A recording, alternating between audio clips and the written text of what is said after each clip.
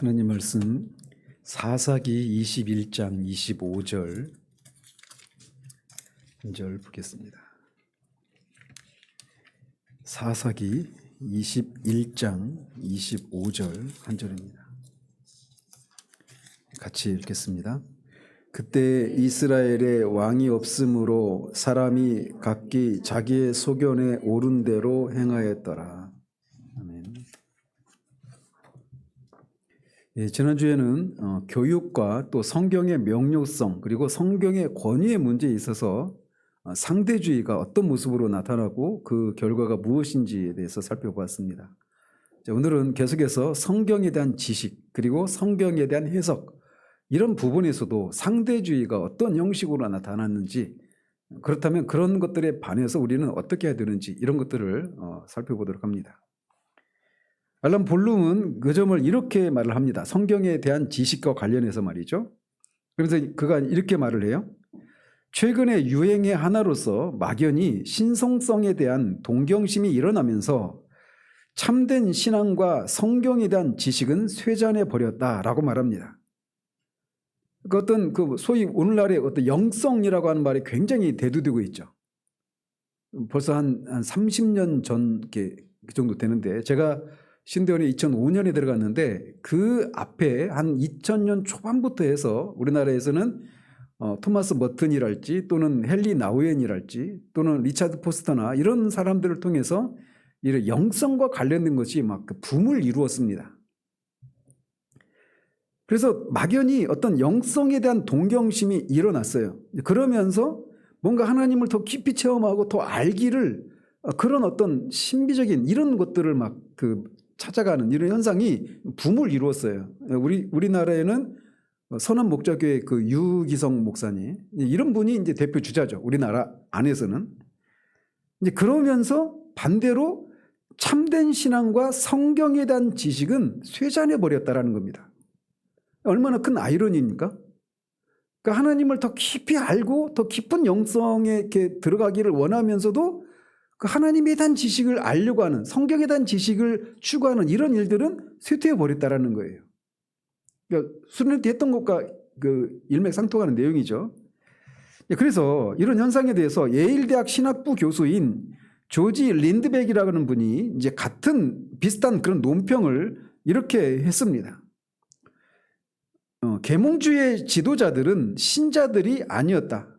그러니까 계몽주의는 하나님의 계시에 의해서 하나님의 말씀을 진리를 알 수 있는 것이 아니라 인간의 이성으로 진리 여부를 알 수 있다. 진리 자체를 알 수 있다. 이런 사람들이잖아요. 그래서 이 계몽주의 지도자들은 신자들이 아니었다라고 말을 해요. 그것도 사실이고요. 그런데 그들이 비록 신자들은 아니었지만 아이러니하게도 그들은 성경에 박식했고 성경의 교양 가운데서 살고 있었어요. 그런데 오히려 성경을 믿는다고 말하는 근본주의자들이 놀랍게도 성경의 내용에 대해서 무지한 때가 종종 나타나고 있다라는 겁니다.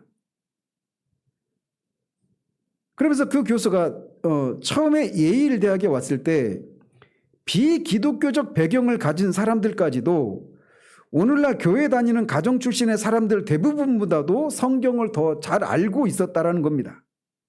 그리고 노만 빈센트 필의 시대에만 해도 자유주의적 청중이, 그러니까 자유주의적인 신학의 배경을 가진 그런 교회 청중이 성경 내용을 가지고 놀 만큼 알고 있었다.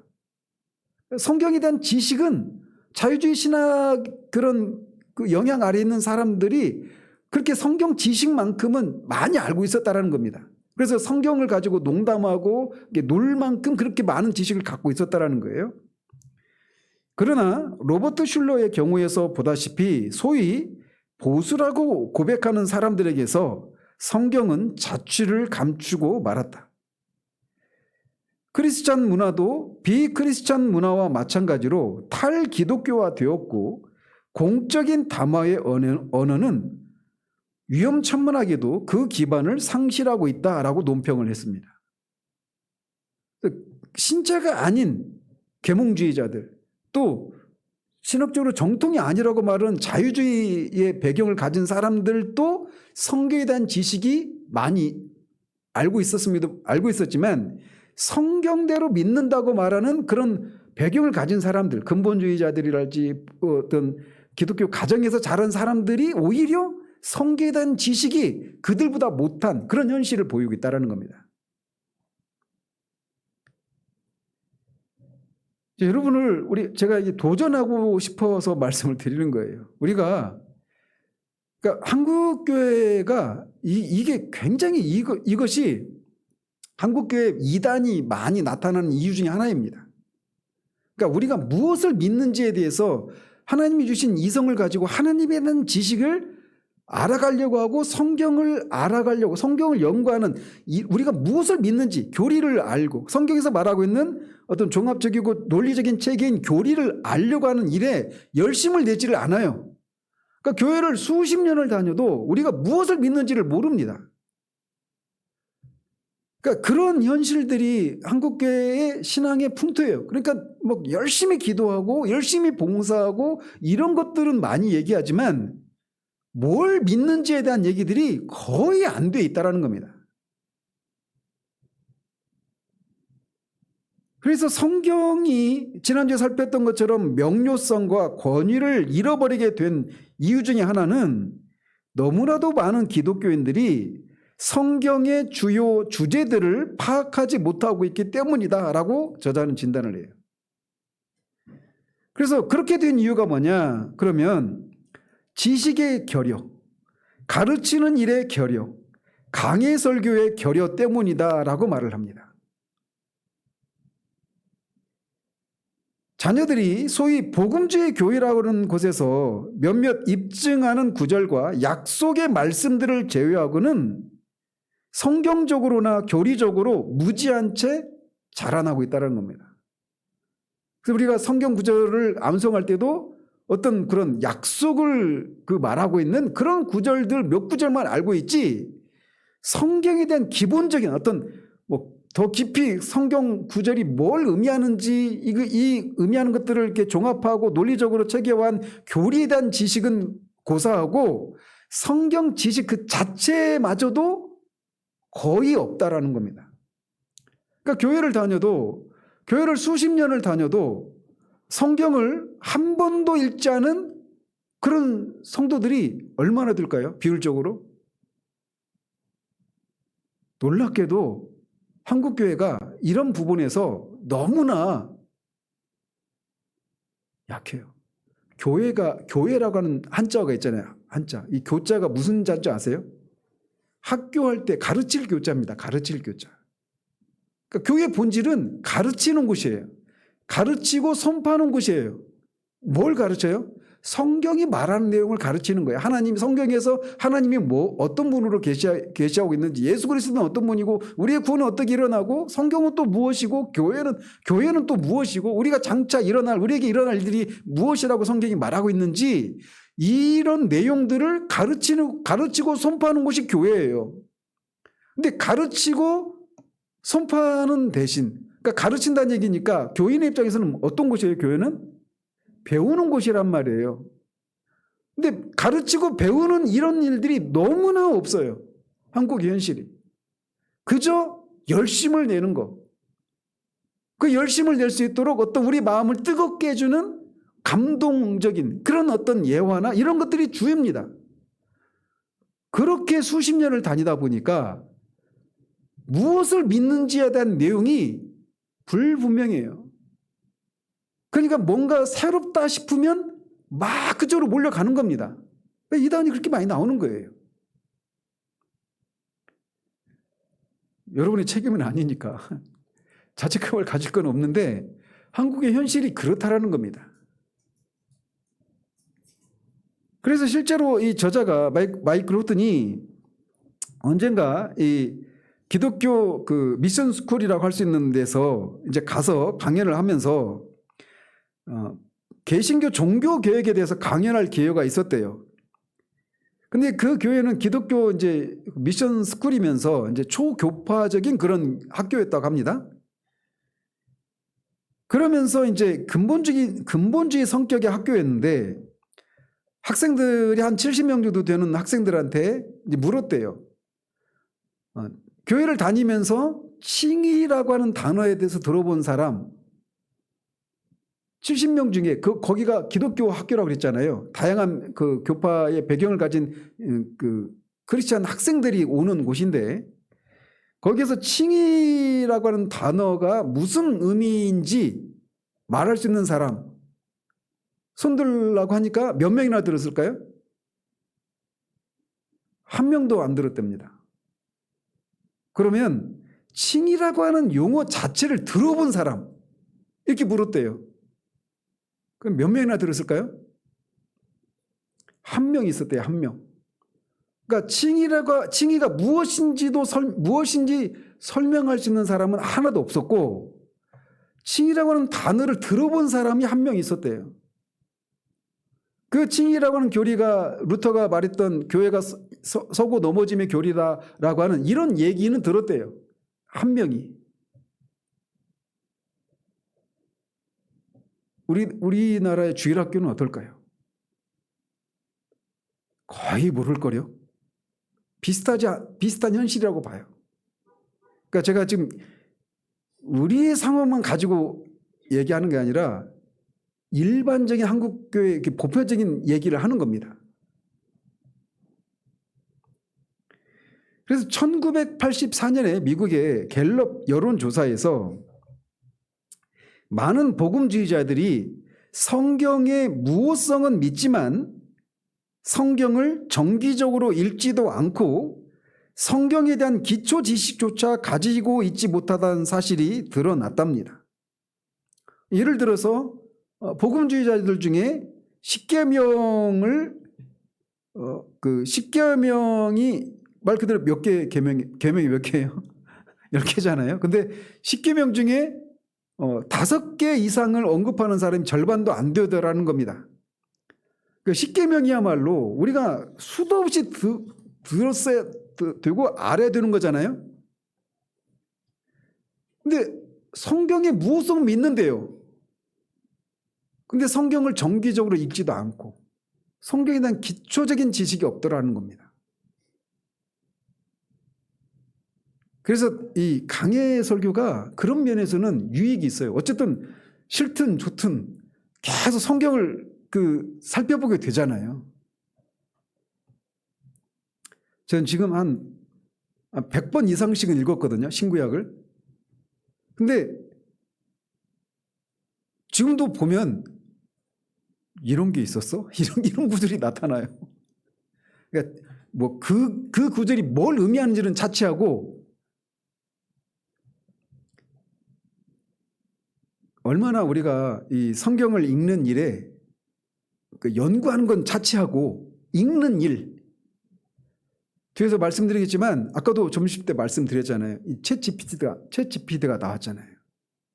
저는 지금까지는 최소한 저는 하나님 앞에 하나님이 주신 선물이다 이런 생각을 해요. 저한테는. 그래서 여러분이 저하고 비교도 되지 않는 그 지식을 갖고 있어요. 그 친구를 딱 옆에 놓고 읽으면서 물으면서 읽어보십시오. 여러분이 혼자 읽는 것보다 훨씬 더 많은 것들을 여러분한테 제시할 수 있어요. 얘가. 그 목사는 뭐해? 목사는 또 목사대로 할 일이 있습니다. 자, 그러면서 계속해서 많은 복음주의자들이 미국의 교회 상황입니다. 매일 큐티를 한답니다. 큐티에 대해서 저는 굉장히 부정적인 입장을 가지고 있어요. 저는. 근데 그 큐티의 행태를 보면 약속의 말씀을 기록한 종이들을 넣어둔 상자에서 약속 하나를 꺼내 읽거나 인스턴트 통조림처럼 꾸며진 큐티 교재를 읽고 그 교재를 쓴 저자의 경험이나 예화를 읽고 끝낸다라는 거죠. 우리가 뭐 출판사에 나오는 그런 그 성경 있잖아요. 매일 그 큐티책. 구조가 그렇게 돼 있죠. 성경 본문 있고 뭐 간략한 설명 있고 그다음에 어떤 사람의 예화 그리고 짧은 적용과 기도하고 끝나잖아요. 이런 실정이니 하나님의 말씀에 대한 진지한 공부는 아예 없다라는 겁니다. 우리가 우리의 신앙에 대해서 순전히 주관적으로나 경험적인 맥락에서 생각하기를 그치지 않는 한 성경은 벽에 붙여놓거나 안부용 카드에 적힐 인용구들을 제공해주는 그런 자료 노릇 이상은 하지 못할 것이라는 거예요. 그래서 이 상대주의, 그러니까 성경에 대한 지식이 없으니까 상대주의는 옳고 그름이라고 하는 것이 없잖아요. 상대주의라고 하는 거는. 그죠? 근데 이 상대주의적인 이런 영향이 복음주의 교회 안에 나타나고 있다는 겁니다. 성경을 읽지 않고 연구하지 않는 이런 것을 통해서. 그래서 교회가 세속적인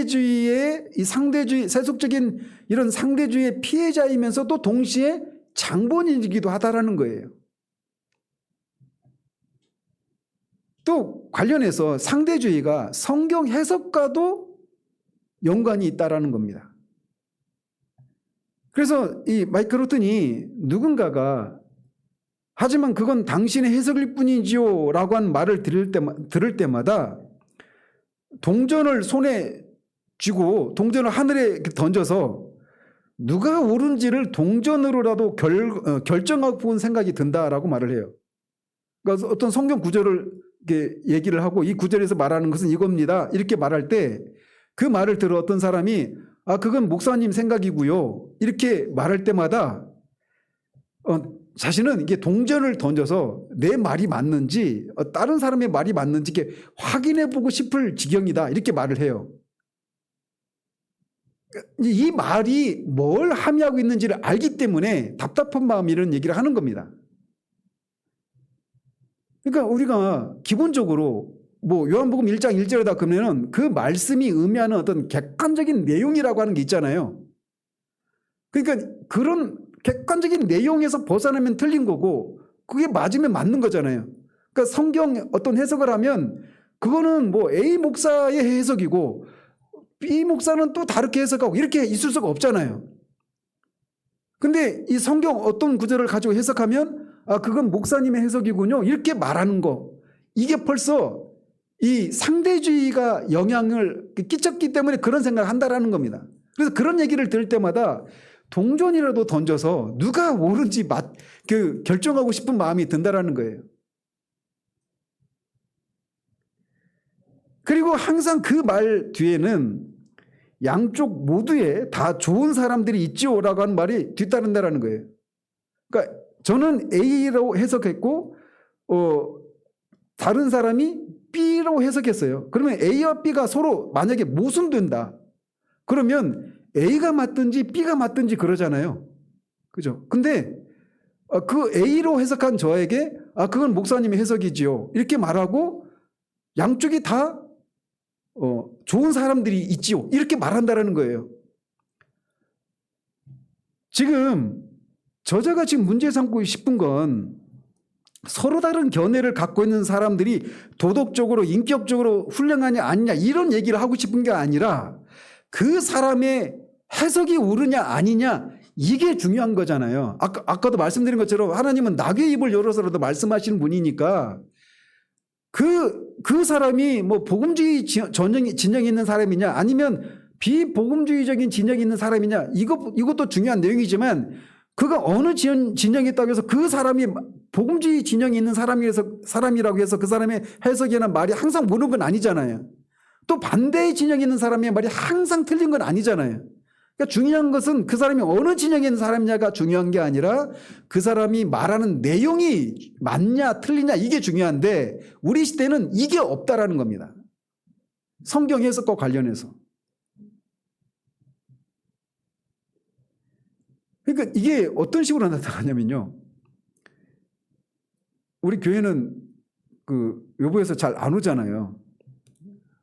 근데 어쨌든 교회마다 해마다 막 부흥회 하거나 이런 거 하잖아요. 사경회 하고.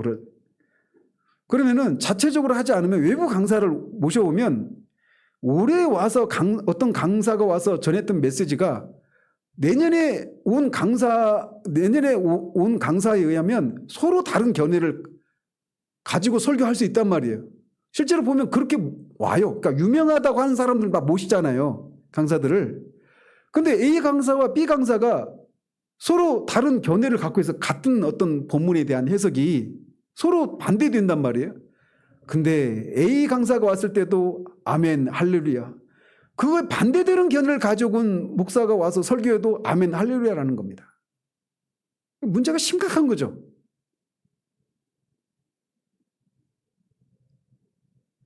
우리는 이와 같은 반응을 세속의 상대주의자들이 사용하는 것과 똑같은 방식으로 사용하지 않도록 주의해야 됩니다. 그러니까 세속의 상대주의자들은 너도 옳고 너도 나름대로 옳은 게 있고 당신 다른 사람도 나름대로 옳은 게 있어. 이게 상대주의잖아요. 그래서 절대적으로 옳은 건 절대로 없다. 이게 상대주의 입장이란 말입니다. 근데 그들처럼 우리도 복음주의라고 자처하는 우리들도 그 사람들처럼 목사님이 해석하는 것도 막 어느 정도 일리가 있고 이 목사님이 해석하는 것도 어느 정도 일리가 있어요. 이런 식으로 해서는 안 된다라는 겁니다. 물론 어떤 구절들은 그렇게 명확하게 이 견해도 맞고 저 견해도 맞을 수 있는 그런 구절들이 있어요. 그러나 모든 구절이 그런 건 아니잖아요. 그렇잖아요. 그래서 만약 내가 한 입장을 주장하거나 어떤 성경 본문을 주의한다면 거기서 나온 결과는 제 견해죠. 그죠? 그런데 제 견해가 맞을 수도 없고 틀릴 수도 없습니까? 아니죠. 그러니까 분명히 제가 어떤 성경 구절을 해석하면 그게 제 견해인 건 맞지만 그게 맞을 수도 있고 틀릴 수도 있는 거잖아요. 그죠? 그래서 학교에서 우리가 학생들이 뭐 과학이나 역사나 수학이나 영어 이런 걸 이렇게 선생들로도 배워요. 그러면 그 배운 그 가르치는 그 내용이 그 가르치는 선생님들의 견해잖아요. 근데 그 가르치는 선생님들의 견해인데 그 견해가 틀릴 수도 없고 맞을 수도 없습니까? 아니죠. 그들이 가르치는 내용이 분명히 그 선생님들의 견해이지만 그럼에도 불구하고 그 견해들이 맞거나 틀리거나 그렇잖아요. 그죠? 그러니까 상대주의는 맞거나 틀리거나가 아니라 맞을 수도 없고 틀릴 수도 없다라는 입장인 거예요. 그렇잖아요. 나도 나름대로 맞고 너도 반대되는 견해를 갖고 있는 사람의 견해도 어느 정도 맞아요. 그 얘기는 너도 맞고 나도 맞다는 얘기는 너도 틀리고 나도 틀렸다는 가능성도 있는 거잖아요. 그러니까 이걸 다르게 말하면 어떤 견해가 맞을 수도 없고 틀릴 수도 없다. 이렇게도 확대 적용할 수 있는 거란 말이에요. 근데 이게 세속의 상대주의자들이 갖고 있는 개념인데 이거를 교회 복음주의 안에서도 이거를 우리가 용인해서는 안 된다라는 겁니다.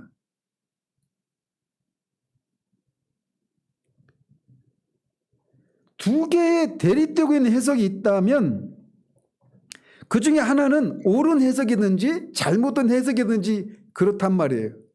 어느 것도 옳을 수도 없고 어느 것도 틀릴 수도 없다. 이렇게 말해서는 안 된단 말이에요. 예를 들고 있는데 두 역사가가 있어요. 근데 두 역사가가 만약에 연합국들이 히틀러가 오스트리아를 침공하기 전에 그를 막았다면 제2차 세계대전이 안 일어났을 것이다 라고 하는 것에 대해서 A 역사가는 뭐 연합국이 히틀러를 막았다면 2차 세계대전이 안 일어날 수 있다 이런 입장이에요. 근데 B 역사가는 그 막아도 2차 세계대전은 일어날 수밖에 없어서 이렇게 말해요. 그러면 서로 견해가 어때요?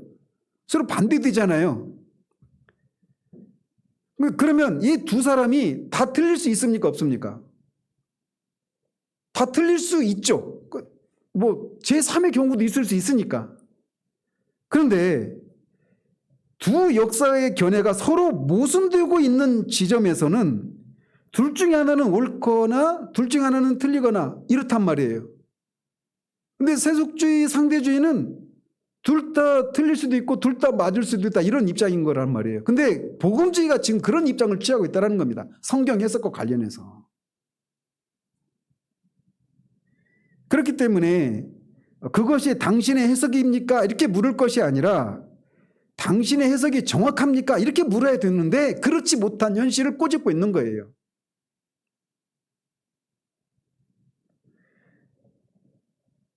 이런 질문은 비교 종교의 문제를 불러일으킵니다. 그래서 종교를 비교하는 거예요. 비교 종교학이 있잖아요.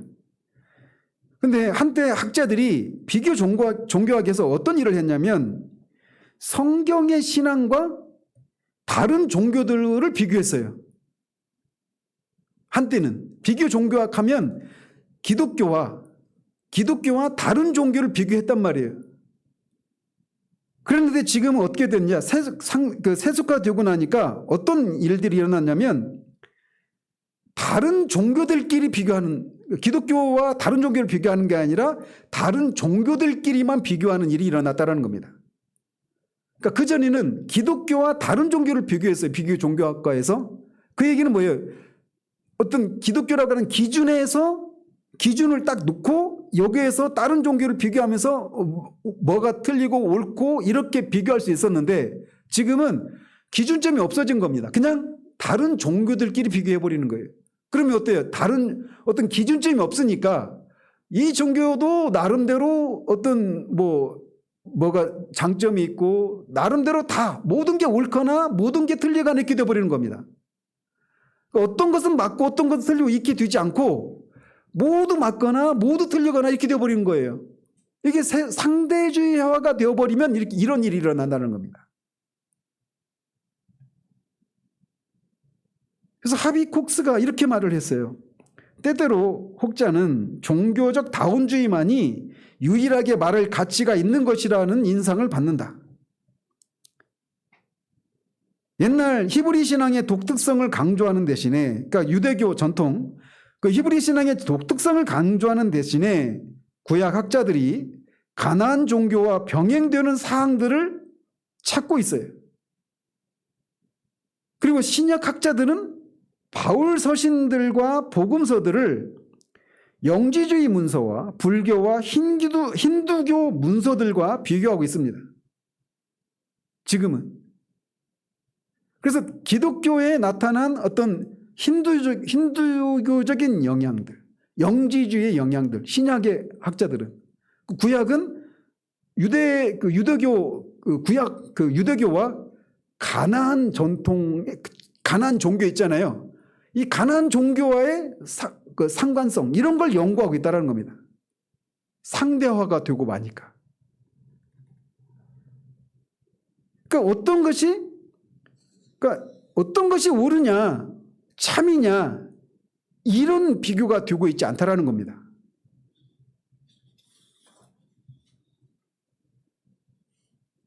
그러니까 이게 멀리 잘 안다고 할 수 있는데 이렇게 생각하시면 돼요. 그러니까 이단인지 아닌지 중요하지 않게 여기는 사람들이 있죠. 그러니까 제가 그때도 제가 다니던 그 교회 목사님 설교가 완전히 김성수 목사의 그 이단하고 완전히 똑같이 제가 판단이 됐단 말이에요. 근데 정작 당사자들은 제가 그 교회 장로님이랑 몇 시간을 얘기했거든요. 저희 교회 한번 찾아오셔가지고 이런 것들이 잘못됐다라고 얘기를 했어요. 결론이 뭔지 아세요? 이단이라고 하는 것이 설득이 됐으면 어떤 조치를 취해야 되잖아요. 그걸 못 가르치게 한다든지, 쫓아내든지 어떤 조치를 취해야 되잖아요.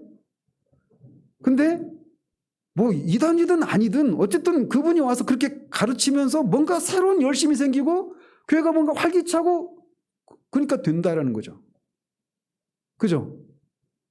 그러니까 옳고 그름이라고 하는 게 없는 거예요. 그러니까 이단이 활개를 치는 겁니다.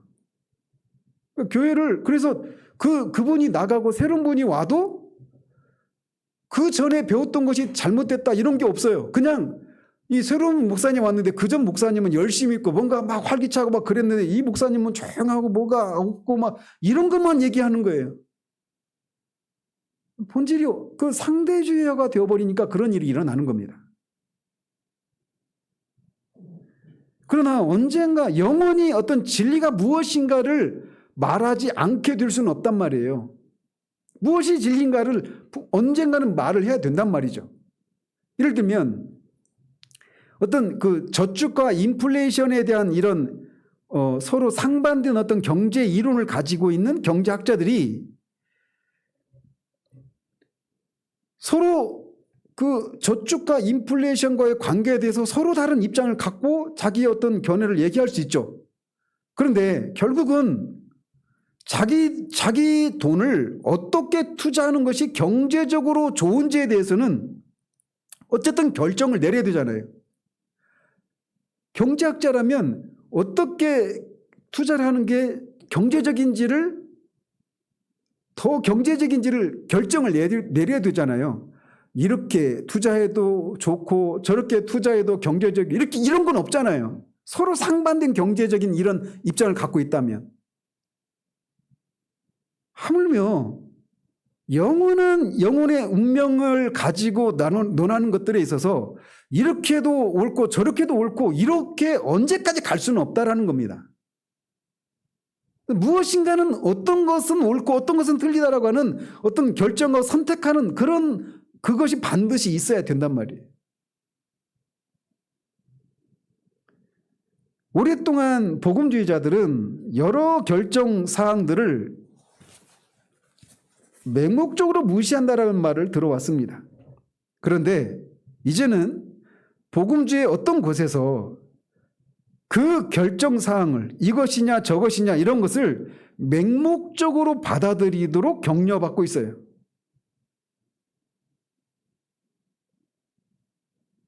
이 시대의 문화는 우리에게 결론 내리기를 무한정적으로 연기할 것을 명령하지만 그리스도인들은 하나님께서 말씀하신 것을 담대하게 말해야 합니다. 여러분은 그냥 어떤 뉴스도 나오지 않으니까 모르시겠지만 저번 주에 우리 교단에 총회가 있었습니다. 그래서 전시 있죠. 이단성이 이제 그 총회 헌의 안으로 올라왔는데 어떤 결정 내린 줄 아세요? 유보됐습니다. 아니 자기가 성령의 본체라고 얘기를 하고 하나님을 향해서 까불면 죽는다고 혼난다고 얘기하고 생명책에서 사람의 이름을 지워버린다 뭐 기입한다 이런 얘기를 하고 자기 아들을 독생자라고 얘기하는 사람 뭐 얼마나 더 많은 것들을 얘기해야 이단이지 아니지 판단이 됩니까? 그러니까 교회라고 하는 것이 진리라고 하는 것이 무엇이 옳고 그른지에 대해서 분명하지 않으면 이것은 영원 이 땅에서 몇십 년의 그런 삶의 문제만이 아니잖아요. 언제까지 이거를 이 옳고 그른가에 대한 어떤 사항에 대한 결정을 내리는 것을 언제까지 무기한으로 연기할 수 없단 말이에요. 근데 이런 성경 해석과 관련해서 상대주의의 영향을 받게 되니까 이런 성경 해석과 관련해서 이런 모습으로 상대화된 이런 모습들이 나타나고 있다는 겁니다. 그래서 어떤 것도 이게 성경적이다 아니다라고 하는 것을 분명하게 얘기하지 않는 이게 상대주의가 성경 해석과 관련해서 영향을 끼칠 때 나타나는 현상이라는 겁니다. 더 나아가서 복음주의자들은 그 헌신과 열정 때문에 칭찬을 받아 마땅하다라고 저자는 얘기합니다. 우리가 열정과 신학은 어때요? 서로 상대되는 그런 개념이죠. 헌신된 마음과 지성을 하나로 합칠 수 있다면 얼마나 좋겠는가. 복음주의자들은 오늘날 그리스도를 친구라고 하는 개인적인 용어로 부르는 경향이 있습니다. 물론 예수님은 어떤 형제보다도 더 우리 가까이 있는 친구입니다. 그래서 부활하신 후에 그 제자들에게 너희들을 내 이제 친구라고 부른다. 부활하시기 전에 그 다락방에서 그런 말씀하셨고, 그리고 부활하신 후에는 내 아버지, 너희 아버지. 그리고 그런 얘기를 통해서 이제 우리가 형제와 같은, 예수님과 우리가 형제 그런 관계가 됐다라고 하는 것을 말씀하시지 않습니까? 어쨌든 오늘날에는 분명히 그런 예수님을 친구라고 하는 개념으로 많이 언급을 해요. 그리고 때때로 예수님은 중세 신비주의자들이 주님에 대해 생각했던 것처럼 연인으로 불리기도 합니다. 낭만주의는 신학을 감상주의로 변모시켰습니다. 신학을 감상주의로 변모시킨 그 배우의 낭만주의가 있어요. 이런 경향을 우리는 찬송가 가사에서도 볼 수가 있습니다. 그래서 옛날 찬송가들은 순환과, 사실은 우리 찬송가의 역사에 대해서는 우리가 기독교 역사가 너무 짧기 때문에 우리 한국 기독교의 특징을 가지고 얘기하자면 이런 거를 비교할 수가 없어요. 근데 이제 그 서구권에서 최소한 옛 찬송가들은, 그러니까 낭만주의 이전의 찬송가들을 말하는 겁니다. 그러니까 17세기 이전 정도로 생각하시면 돼요. 17세기, 18세기 그 길게 잡아도. 그래서 옛 찬송가들은 순환과, 그리스도의 순환과 심오한 교리적 주제들을 결합을 시켰습니다. 그러니까 굉장히 찬송 가사가 굉장히 교리적이고 신학적이었단 말이에요. 그래서 몇 가지 예를 들어요. 루터의 찬송 그 작사죠. 내 주는 강한 송이요. 이런 찬송만큼 신금을 울리는 찬송은 없습니다. 그런데 이 찬송은 하나님과 그분의 신실함에 대해서 많은 말을 하고 있어요. 그러니까 찬송가가 하나님의, 그러니까 굉장히 신학적이고 교리적이라는 겁니다. 그래서 그러니까 어떤 주관적인 경험과 감상적인 이런 게 아니라 굉장히 신학적이고 객관적이고 교리적인 이런 베이스를 갖고 있어요. 그러니까 제가 하나님의 성품 교리를 우리 교회에서 3번 했잖아요. 그래도 소유리 문답 할 때, 그 다음에 로이드 존스 교리 강좌할 때, 그 다음에 웨스트민스터 신앙 고백서 이거 할 때 3번 했잖아요. 하나님 성품에 대해서. 근데 그때 하나님의 성품에 대한 찬송을 찾을 수가 없었습니다. 우리 갖고 있는 찬송가 3개. 보신 적 있어요? 하나님의 거룩하신 하나님 이거 다룰 때 하나님의 거룩성에 대한 찬송이 없어요. 그러니까 찬송가 가사 중에 거룩이라는 단어는 들어있지만 거룩하심에 대한 이것만 노래한 찬송은 없죠. 제 마음에 있는 소원이 그런 찬송가 작사를 하는 거예요. 제가 시간이 주어지면 할 것 같아요. 제 안에 막 있거든요. 근데 우리는 그런, 옛날 찬송가는 그런 게 있었다는 겁니다. 대표적으로 내 주는 강한 성이어서 말하는 것도 하나님의 전능하심과 그분의 신실함에 대해서 막 얘기하고 있어요. 또 주 하나님 지으신 모든 세계에서도 하나님의 다른 신적인 속성이 찬양되고 있습니다.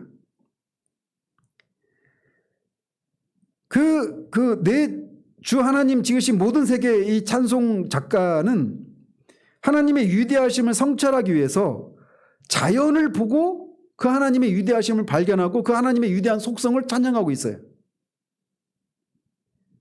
또 오 거룩하신 주님 그 상하신 머리로 시작하는 찬송을 부를 때 눈물을 참기가 어려울 것이다 라고 말합니다. 왜냐하면 그러니까 예수님의 십자가에서 이루어 놓으신, 예수님이 어떤 분이고 그분이 하신 일이 무엇인가를 교리적이고 우리 밖에서 일어나던 객관적이고 역사적인 사건에 기반해서 그 찬송을 하고 있단 말이에요. 또 면류관 가지고 주 앞에 드리세를 부르면 마이클 로트는 자신이 하늘에 올라가서 자신의 왕 나의 주님이 왕으로서 모든 위엄을 갖추고 계신 모습을 미리 맛보는 것 같다라고 말합니다. 사실은 이게 요한계시록에서 나오는 거잖아요. 내 생물과 24장로가 하나님을, 어린 양을 막 찬양하면서 자신의 쓴 면류관을 막 하나님께 보좌를 향해서 막 던지면서 부른 찬송이잖아요. 그걸 배경으로 지은 찬송이란 말이에요. 이게 바꿔 말해서 옛날 찬송에서 빅토리아 시대의 낭만적 찬송으로 넘어가는 변화는 일반적으로 이렇게 말할 수 있다는 겁니다. 즉 하나님 중심의 객관적이고 역사적인 신앙. 즉 무슨 말이냐? 우리와 분명히 관계가 있고 우리를 위하면서도 우리 밖에 있는 것에 대한 신앙이었다라는 거예요. 그 신앙을 반영하는 찬송이었다라는 겁니다. 그랬는데 이제 빅토리아 시대, 낭만주의 시대가 도래하면서 그 찬송이 어떻게 바뀌느냐? 인간 중심의 주관적이고 실존적인 신앙.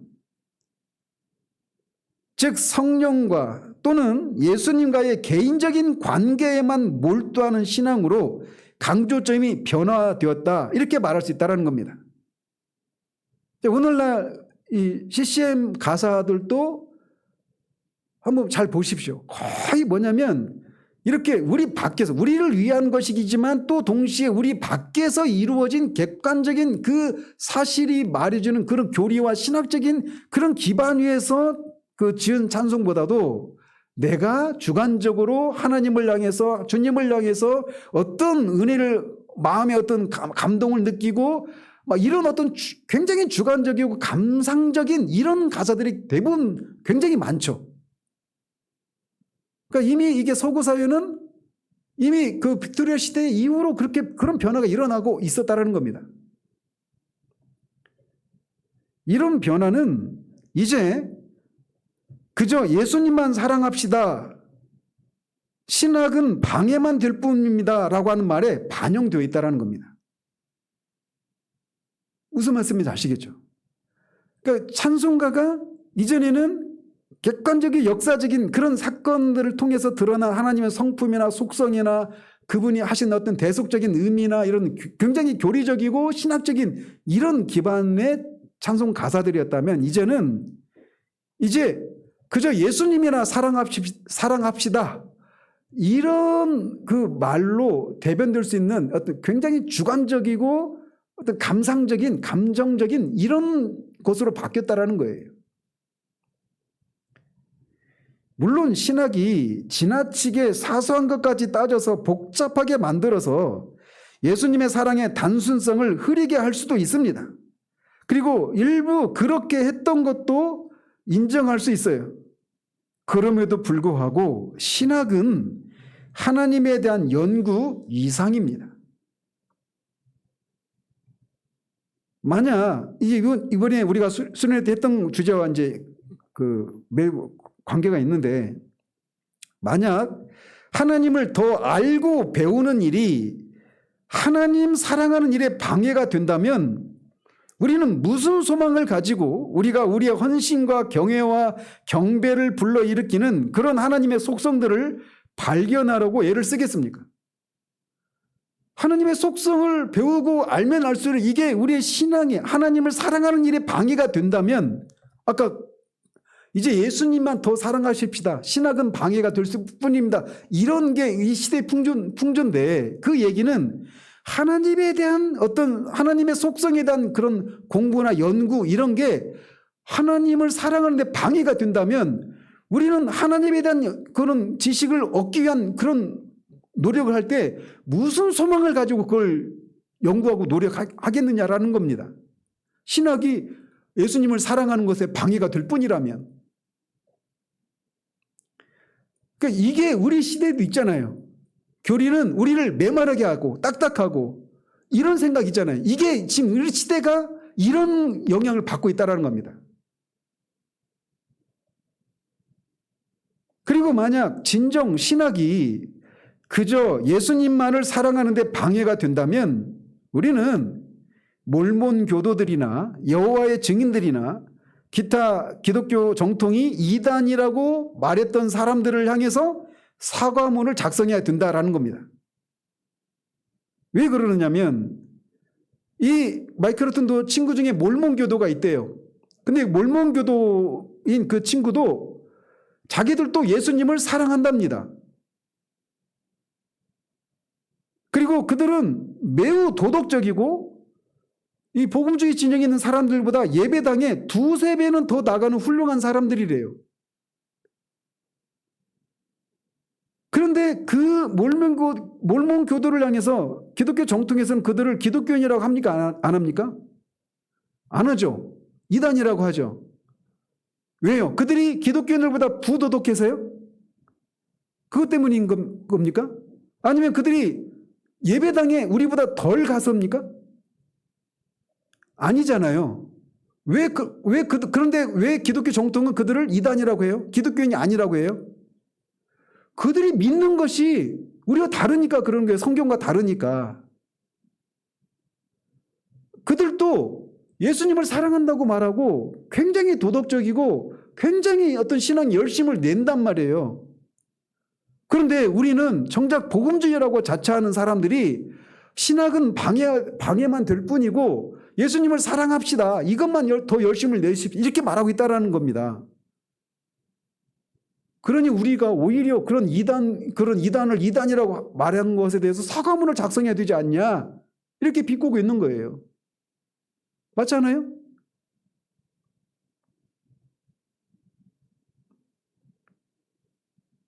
그러나 때때로 우리는 그리스도에 대한 우리의 견해가 틀리지 않으려고 하는데 너무나도 집착해서 기묘하게도 예수님과의 단순한 사귐을 가질 수 있는 여유나 정력이 없는 때도 있습니다. 또 하나님에 대하여 배우는 일에 너무나도 사로잡혀서 상당 기간 동안 우리의 감성이 냉랭해지고 하나님 자신에 대해서 무감각해지기도 하는 일이 있다는 것 또한 사실입니다. 제가 그 산 증인이에요. 제가 신대원에 들어가고 1학기 다니고 제가 자퇴하려고 했거든요. 그 중에 하나가 뭐냐면 제 영혼이 너무 메말라 간다라는 겁니다. 그 한 학기를 보냈는데 제가 직장 다닐 때보다도 성경을 더 못 읽었어요. 그 1학기 끝났을 때 제가 성경이 신명기를 읽고 있더라고요. 창세기부터 시작했는데 그 해를. 성경 읽을 시간이 없어요. 그리고 기도할 시간도 없었어요. 그 새벽에 6시 예배인가? 6시에 예배 드리고 8시 수업입니다. 8시부터. 그러면 이제 하루 종일 과제하고 뭐 리포트 쓰고 과제나 리포트랑 똑같은데 어쨌든 막 그거 하다 보면 뭐 제 공부할 시간도 나지 않아요. 근데 그런 것들이 필요합니까? 필요하지 않습니까? 필요하잖아요. 그래서 부득불 그런 시간을 하다 보면 우리가 메마른 시간을 가지기가 쉬워요. 그런 일이 있을 수 있습니다. 그래서 하나님을 향해서 우리 마음이 냉랭해지고 우리가 이렇게 무감각해지는 일이 있는 것도 사실이에요. 그래서 우리는 감수성을 감상주의라고 공격하고 경건을 경건주의로 공격하고 신비를 신비주의라고 공격하는 우를 범하곤 합니다. 그렇지만 이걸 한번 생각해 보시라는 겁니다. 그러니까 하나님에 대한 지식을 이렇게 우리가 연구하고 배우는 일에 힘을 쓰다 보면 우리 영혼이 분명히 메말라지는 것 같은 그런 시간이 있을 수 있어요. 이게 항상 그런 건 아니지만 그럴 수 있다라는 겁니다. 근데 이걸 한번 생각해 보십시오. 그러니까 하나님 이렇게 우리 영혼이 이렇게 메말라지고 감수성이 없어지고 이러니까 하나님에 대한 신학 이런 연구를 하지 말아야 되냐? 아니라는 것을 말하려고 하는 거예요. 근데 많은 사람들이 아까 말씀드린 것처럼 교리는 우리를 메마르게 하고 딱딱하고 뭔가 우리의 마음이 막 뜨거워지고 이런 거하고는 방해가 된다. 이런 생각을 우리도 모르게 이 시대 그리스도인들이 갖고 있잖아요. 근데 이게 잘못됐다라고 하는 것을 지금 말하려고 하는 거예요. 이렇게 생각해 보시자는 겁니다. 우리가 어떤 사람들을 사귈 때 그 사람들에 대한 어떤 지식이 하나도 없이 그 사람들과 인격적인 관계를 갖는다고 말할 수 있습니까? 그러니까 누군가를 사귄다고 하면 그 사람에 대한 어떤 지식을 가지고 있어야만 비로소 그 사람을 인격적으로 사귄다 이렇게 말할 수 있단 말이에요. 우리 부모 세대들은 얼굴도 안 보고 그냥 그 결혼식 날 신랑 신부를 봤다고는 하는데 그거는 그때부터 시작이지 그 보기 전에 뭐 인격적인 관계를 갖다 이렇게 말할 수 없잖아요. 그러니까 우리가 어떤 누군가를 사귄다고 할 때는 그 사람에 대한 어떤 지식을, 정보를 가지고 있다라고 하는 것을 전제를 하고 있어야 된단 말이에요. 우리가 별로 잘 알지도 못하는 어떤 사람과 깊은 인격적 관계를 맺을 수 있다고 생각하는 것은 우스운 일입니다. 그렇지 않습니까? 근데 이게 하나님에 대해서도 똑같아요. 아까 집사님 말씀하셨잖아요. 조 집사님. 그러니까 하나님을 사랑하고 하나님을 안다고 하는데 하나님에 대해서 몰라. 하나님에 대한 지식이 없이 하나님을 어떻게 알 수 있어요? 우리가 인간과의 관계 속에서도 내가 어떤 사람을 안다라고 할 때는 그 사람에 대한 지식을 갖고 있어야 그 사람을 안다, 그 사람을 사귀고 있다 이렇게 말할 수 있는 거잖아요. 그런데 하나님을 안다고 하는데 하나님에 대한 지식이 없다? 여기 있을 수가 없다라는 겁니다. 깊은 인격적인 관계가 없이 깊은 지식을 가질 수 있을까요, 없을까요? 정신 차리시고 잘 들어보세요. 깊은 인격적인 관계가 없이 깊은 지식을 가질 수 있을까요, 없을까요? 깊은 지식을 갖고 있지만 인격적인 관계가 없을 수 있어요, 없어요? 없을 수 있죠. 그죠? 그럼 반대로 물어본 거예요, 제가. 깊은 인격적인 관계가 없이 깊은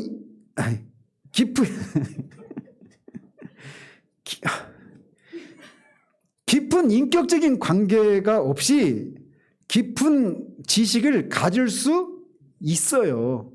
그렇잖아요. 그러니까 하나님을 아는 지식에서 우리가 얕음에도 불구하고 하나님에 대한 지식은 많이 가질 수 있잖아요.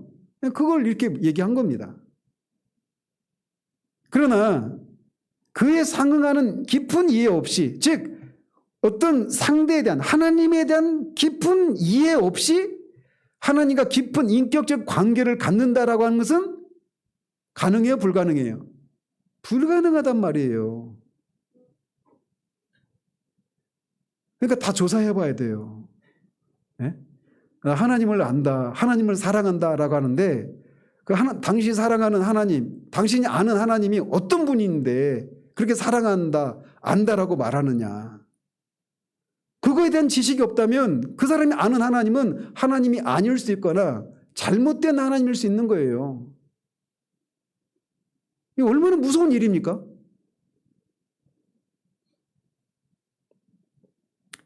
베드로후서 3장 18절에서 우리 주 곧 구주 예수 그리스도의 은혜와 그를 아는 지식에서 자라가라라고 하는데, 우리가 이런 그리스도를 아는 지식에서 자라가려면 우리의 마음뿐만 아니라 우리의 무엇도, 지성도, 우리 지성도 주님께 매혹되어야 하는 거예요. 제가 영적 성장의 길이라고 하는 시리즈를 우리 교회에서 했어요. 근데 그 중에 하나가 뭐냐면 우리가 하나님에 대한 지식을, 성경 지식을 아는 것과 성장은 밀접한 관계가 있단 말이에요. 그러니까 교회를 수십 년을 다녀도 우리가 믿는 하나님이 어떤 분이시고 그리스도가 어떤 분이시고 그리스도가 어떤 일을 하셨는지, 우리는 어떻게 구원받는지, 장차 교회는 무엇이고 교회의 마지막 운명, 영원한 운명은 무엇인지 이런 것에 대한 지식이 없이, 무엇보다 하나님에 대한 지식이 없이, 그리스도에 대한 지식이 없이 어떻게 우리가 아까 오전에 불렀던 날 사랑하심 이거를 아무리 100번 1000번 만번 불러도 그 날 사랑한다라고 하는 것을 지극히 주관적인 어떤 체험과 주관적인 경험에서만 찾는다면 그것이 옳은지 그른지를 우리가 어떻게 알 수 있냐고요. 그거 알 수 있는 길이 뭐예요? 우리가 근거가 뭡니까? 성경이에요, 성경. 이번 주 금요일 날도 말씀드린 것처럼 하나님이 이 모든 것을 합력하여 선을 이룬다라고 하는 우리는 어떻게 확신할 수 있느냐? 뭐라고 그랬어요? 말씀이 그렇게 말하고 있다는 겁니다. 말씀이 우리에게 그렇게 약속하고 있다는 거예요. 거짓말 하실 수 없는 하나님의 말씀이 우리의 신앙의 유일한 근거인 거예요. 그 성경에서 말하는 하나님을, 그리스도를 아는 지식이 없는데 그렇게 계시던 하나님을 어떻게 아느냐고요. 그 하나님에 대한 지식이 없는데, 그리스도에 대한 지식이 없는데, 우리가 어떻게 그 예수님과 더 깊은 인격적인 교제를 나눌 수 있고, 우리가 어떻게 믿음이 성장할 수 있느냐고요. 우리가 어떻게 많은 성화의 열매를 맺을 수 있느냐고요. 알지 못하는데, 지식이 없는데, 지식이 없으니까 알지 못하고, 알지 못하니까 그런 것이 있을 수가 없는 겁니다. 그래서 우리가 이런 지식에 자라가려면 우리의 막 감정, 막 뜨거운 열심 이것뿐만 아니라 지성도, 우리의 지성도 주님께 매혹되어야 하는 거예요. 왜 우리가 열광하는가? 말씀을 통해서 이 계시된 그 주님이 열광할 수밖에 없는 그런 분이라고 하는 것을 우리가 아니까 그러는 거예요. 지성을 통해서.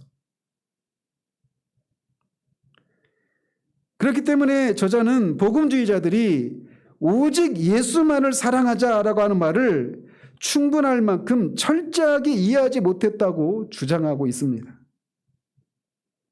우리가 어떻게 이 예수 사랑의 위대한 계명을 이룰 수 있겠습니까? 예수님은 마태복음 22장 37절에서 내 마음을 다하고 목숨을 다하고 뜻을 다하여 주 너의 하나님을 사랑하라고 말씀하셨습니다. 여기서 마음, 목숨, 뜻 이게 뭘 말하느냐면 그거를 다해서 하나님을 사랑하라고 얘기하고 있어요. 예수님은 단지 감정 중심의 혹은 지성 중심의 사랑을 규정하신 것이 아닙니다. 예수님은 우리의 존재 전체가 하나님 사랑의 과정에 포함되도록 할 것을 요구하고 있는 거예요. 그래서 우리의 마음, 여기서 마음은 영어로 마인드입니다. 마인드는 뭐예요? 지성입니다. 지성. 우리가 말하는 마음은 하트예요. 하트. 대부분 쓰는 경우는. 여기서 말하는 마음은 마인드예요. 그러니까 우리가 그런 얘기 하잖아요. 네 마인드가 틀려먹었어. 이런 얘기 하잖아요. 그 얘기는 뭐예요? 감정 상태가 틀렸다는 얘기가 아니죠. 네 생각하는 꼬라지가 잘못됐다. 이런 얘기로 하는 거잖아요. 마인드는 지성이에요. 지성. 우리가 하나님을 그렇게 사랑하려면 먼저 우리 지성이 하나님에 대한 지식으로 채워져야 되고 우리 지성이 그 하나님을 사랑할 수밖에 없는 하나님이라고 하는 것을 우리 지성이 알아야 되는 것이 요구되는 거예요. 그래서 그 로마서 12장 2절에 우리 마음을 새롭게 하라라고 그렇게 얘기하잖아요. 그때 말할 그 마음이 마인드예요. 마인드.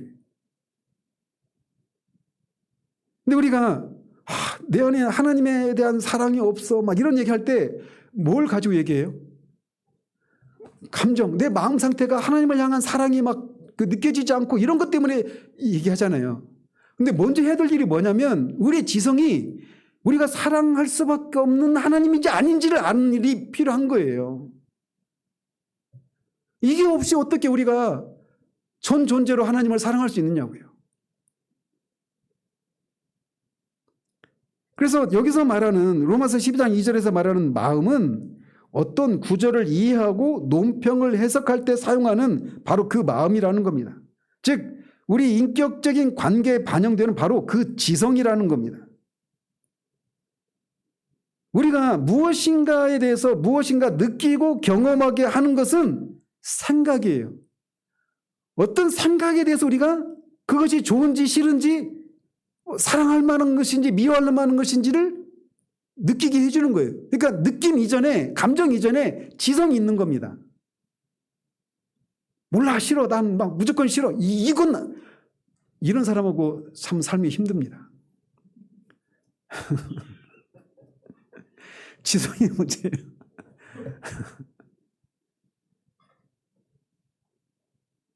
우리가 느끼고 경험하기에 앞서서 거기에 생각이 있는 거예요. 생각이.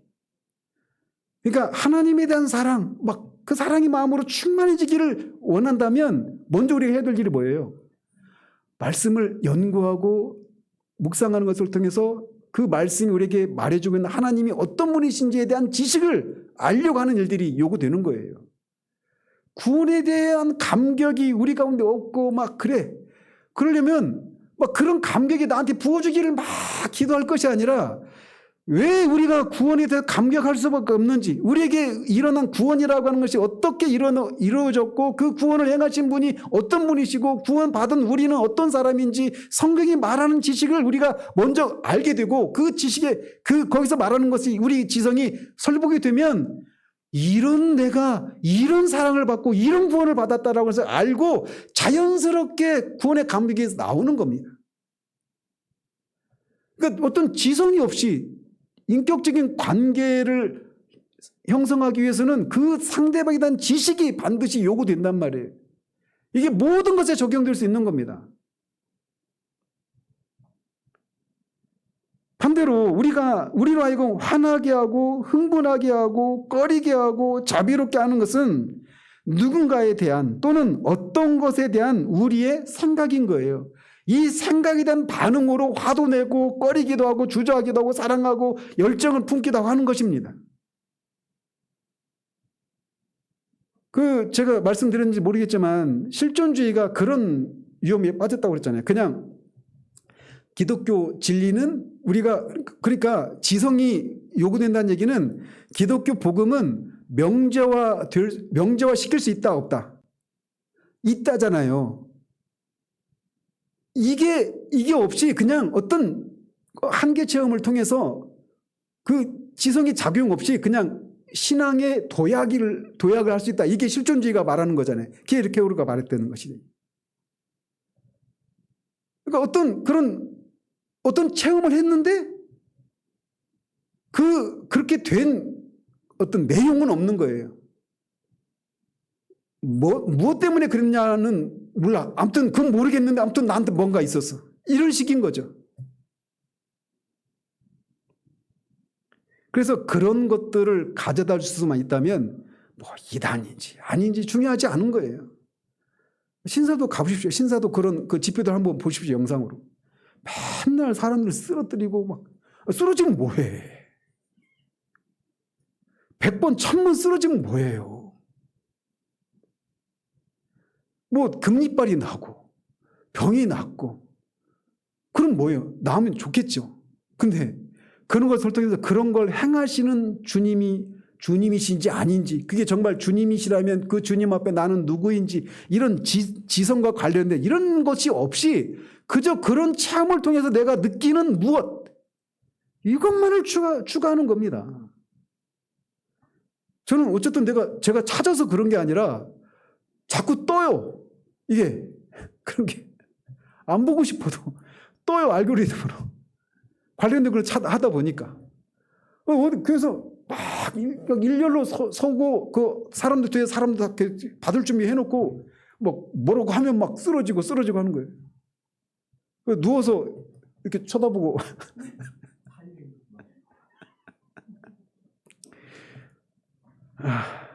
주여. 아무튼 우리가 새로운 감정을 경험하고 새로운 결정을 내리려면 먼저는 우리의 마음, 지성을 새롭게 하는 일이 앞서야 하는 겁니다. 그러니까 믿음은 말씀을 들음으로 생기잖아요. 말씀을 듣는다는 얘기는 그냥 아무런 생각 없이 들리는 게 아니에요. 들리는 말씀이 무엇을 의미하는지를 우리 지성이 먼저 깨닫고 거기에 매료되는 겁니다. 그때 믿음이 생기는 거예요. 물론 그 배후에 성령께서 역사하시니까 그런 게 가능하지만 말이에요. 바로 이 점에서 우리는 정통을 신학의 문제와 관련해서 정의를 해야만 합니다. 정통이란 말 우린 많이 안 쓰죠. 근데 복싱 좋아하는 사람들은 많이 씁니다. 오소독소. 오소독소 많이 들어봤죠. 오소독소는. 발음이 형편없지만 아무튼 우리가 막 그냥 쓰는 말이니까. 그래서 이 복음주의자들이 정통이라는 용어를 순수하고 긍정적이고 꺼림없이 사용하는 예를 마이클 후트는 듣지를 못했답니다. 그러니까 이 정통이라고 말하면 굉장히 경멸적으로 이런 용어를 쓴다라는 거예요. 그런데 이 말 자체, 오소독스라고 하는 이 자체가 헬라의 원 의미는 뭐냐면 올바른 찬양이에요.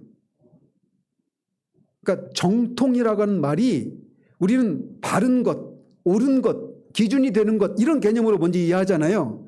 근데 원래 그 원어의 의미는 뭐냐면 올바른 찬양이에요. 올바른 찬양. 이게 뭘 시사합니까? 올바른 찬양, 올바른 예배가 올바른 신학의 목표라는 겁니다. 우리 정통 신학에 맞냐 틀리냐 이렇게 따지잖아요. 정통이냐 아니냐 이렇게. 그러니까 개혁주의적이냐 아니냐 이렇게 막 따지잖아요.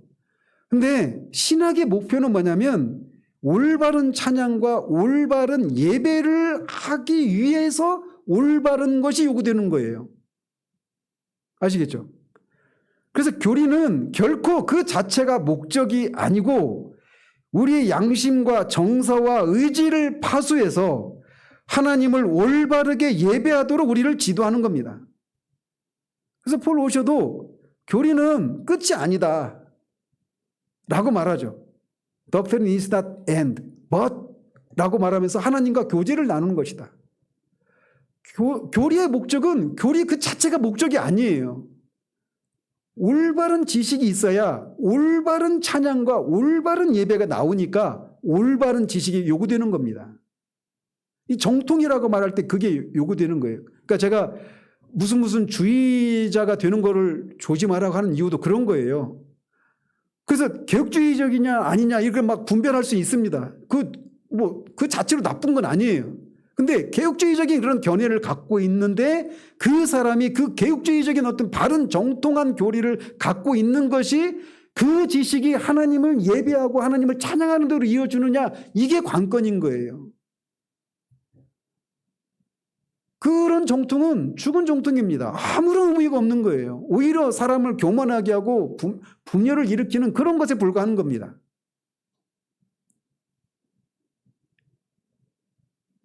예수님은 하나님께 예배하는 자는 신령과 진정으로 예배해야 된다고 말씀하셨죠. 예배는 우리의 전인을 요구합니다. 그래서 성경의 진리를 파악하는 지성, 그 진리를 맛보고 눈으로 보고 냄새를 맡을 수 있는 감각, 이 특별히 어떤 것 속에서 나타나요? 다시 질문할게요. 정신 바짝 차리고. 그 진리를 맛보고 눈으로 보고 냄새를 맡을 수 있는 감각, 무엇과 관계된 거예요? 성찬이 성찬. 그리고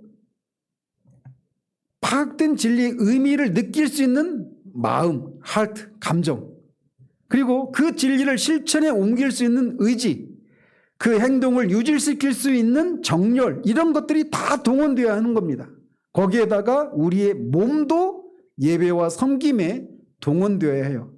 이런 의미로 우리의 전 인격을 요구하는 겁니다. 하나님을 향한 예배와 섬김에는. 그래서 우리가 섬긴다라고 할 때는 단순히 그냥 어떤 마음으로 막 하나님을 막 높이 찬양하고 사랑하고 이런 감정을 표현하고 열심을 내고 이런 의미로만 생각하잖아요. 근데 그것도 있지만 거기에 지성의 요소도 반드시 포함되는 거라는 겁니다. 그래서 우리 전 일을 요구하는 거예요. 지정의 다 모든 것을. 우리 몸까지. 그래서 우리가 지난주 성경 구절이 있잖아요. 너희 몸을 그렇죠? 그 있잖아요. 우리 몸을 죄에게 내주지 말고 우리가 죽은 자 가운데 다시 산 자같이 하나님께 드리고 우리 지체를 의의 무기로 드리라 이렇게 얘기하잖아요. 잘 외웠죠? 그래서 이 섬김과 예배에는 우리 몸도 포함되는 거예요. 몸과 지정의 다 포함되는 겁니다.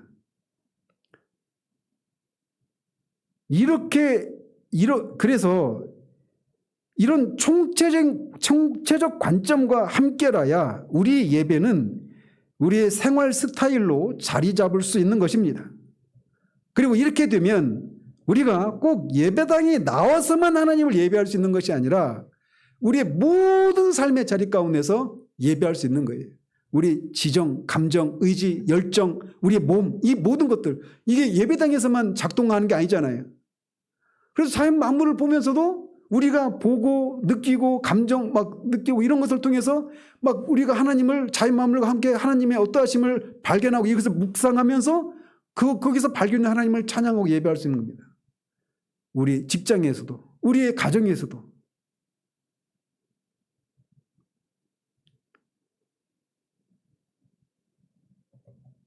그러므로 우리는 우리의 이런 모든 활동들, 즉 생각하고 느끼고 감상하고 선택하고 행동하는 모든 것에서 그 중에서 한 가지만을 꺼내서 그것을 가지고 예수 사랑하는 것이라고 말하거나 정통이라고 지칭해서는 안 되는 겁니다.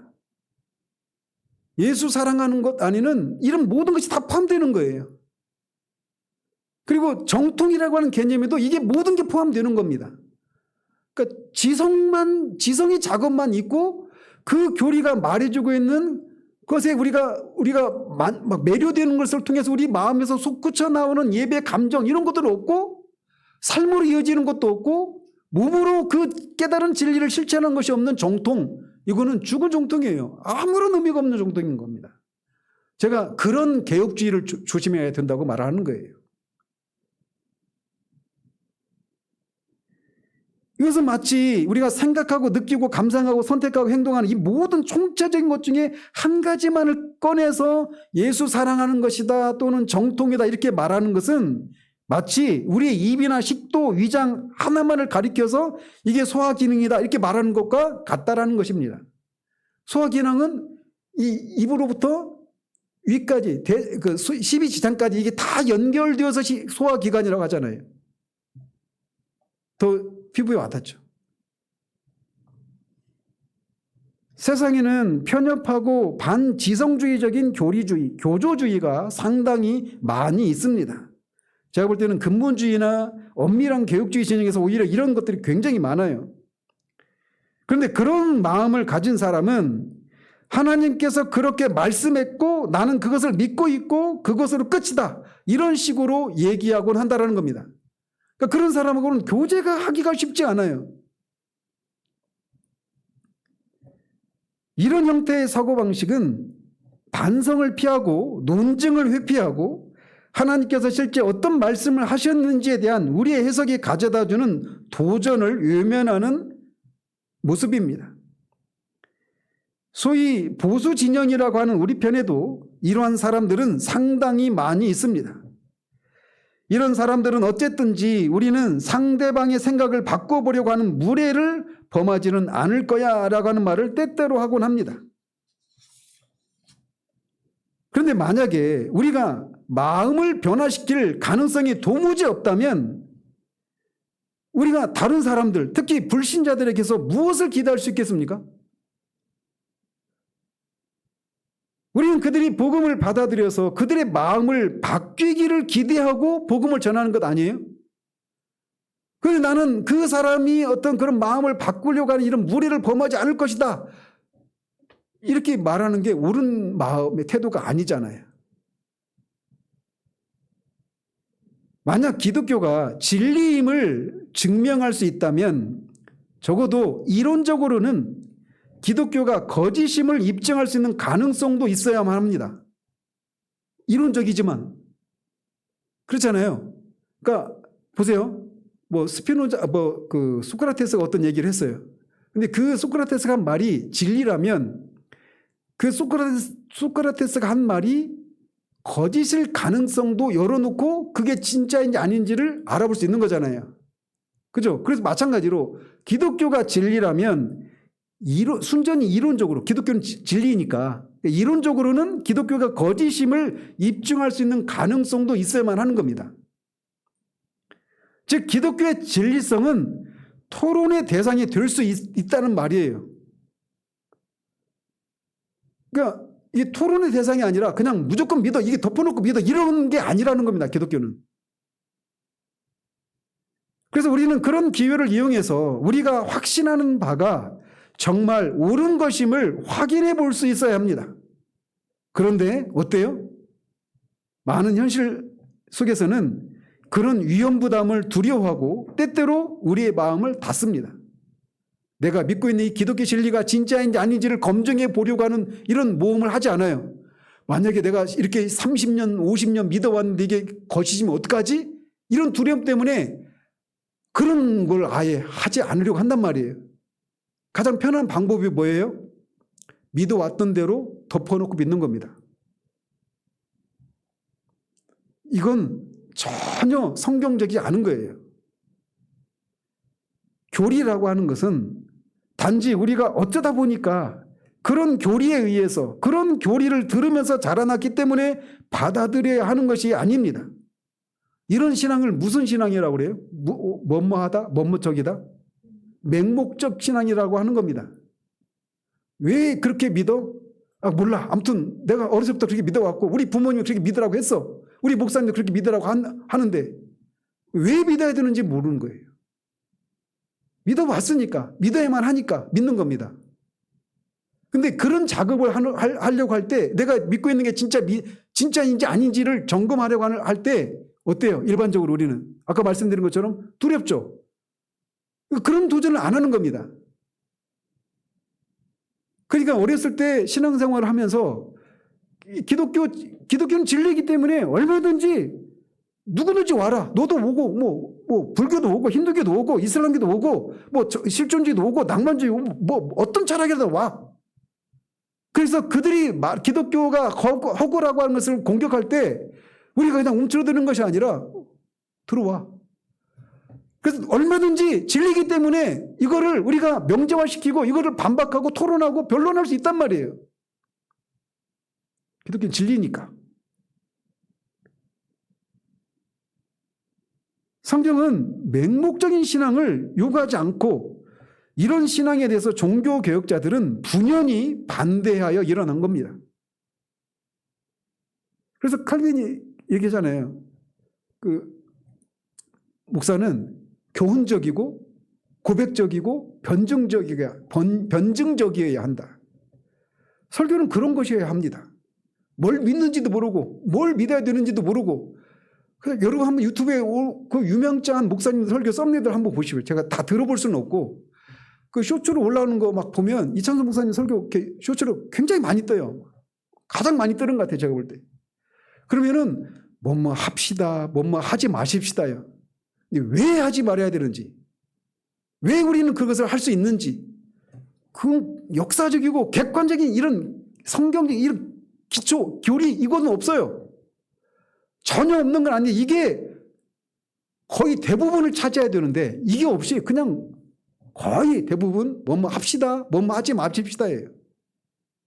그러니까 그런 신앙은 다 거의 대부분 뭐냐면 율법주의입니다.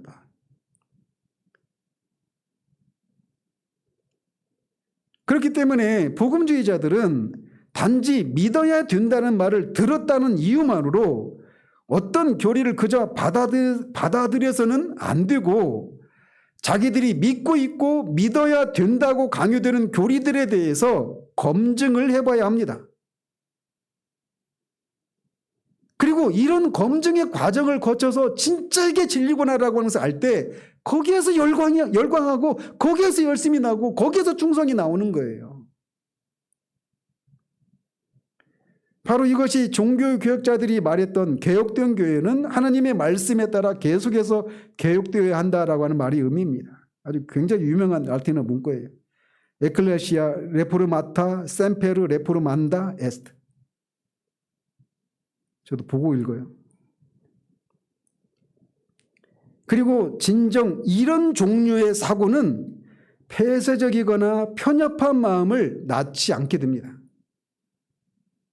그러니까 개혁주의라고 말하지만 이런 과정을 통해서 우리가 진리를 점검하고 이런 과정을 통해서 내가 믿고 있고 믿어야 되는 진리가 아닌 채 이런 과정을 거치지 않으면 굉장히 폐쇄적이고 편협한 마음을 갖게 되는 거예요. 그러나 복음주의자들은 여러 면에서 사고하기를 그쳤음을 보여주고 있습니다. 그 결과 나타나게 된 것이 태만과 편협성과 죽은 정통입니다. 그러나 교리는 우리의 지성을 깨울 필요가 있을 때 자극제가 될 수도 있습니다. 여러분이 그 챗GPT를 정말 여러분이 활용하시기를 바라요. 정말. 그게 우리 우리 지성이 막 자극을 받을 때 우리 안에서 메마른 게 아니라 우리 지성을 매혹시킨 그 진리를 향한 이런 사랑과 그 진리가 가리키고 있는 하나님을 향한 이런 마음이, 예배의 심령이 타오릅니다. 이 지식에 대한 이런 작업이 없이, 지적인 어떤 깨달음과 지적인 어떤 그런 내용과의 만남이 없이 곧장 우리 마음이 뜨거워지고 어떤 열심으로 나오는 건 이건 없어요. 그런 신앙은 맹목적인 신앙이에요. 사도행전에 보면 바울을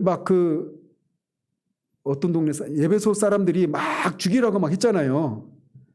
근데 막 저 사람 막 죽일 사람이다, 살려줘서는 안 된다, 막 온 성이 막 떠들썩하도록 떠들었잖아요. 근데 그 뒤에 뭐라고 써 있는지 아세요?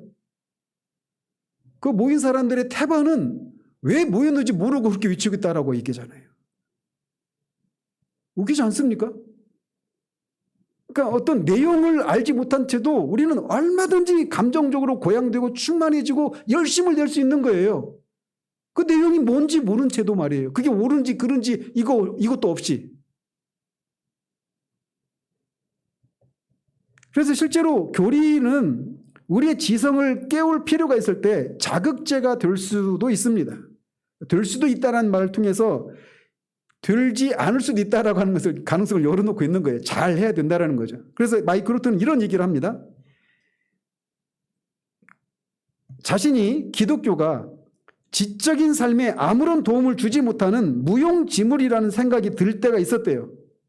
근데 그때 사도 바울이 자신에게 로마서의 알프스산을 등정해 보도록 자신을 초청했고, 로마서의 산마루에서 나는 내 눈앞에 광대무변하게 펼쳐져 있는 정경을 보기 시작했다라고 말합니다.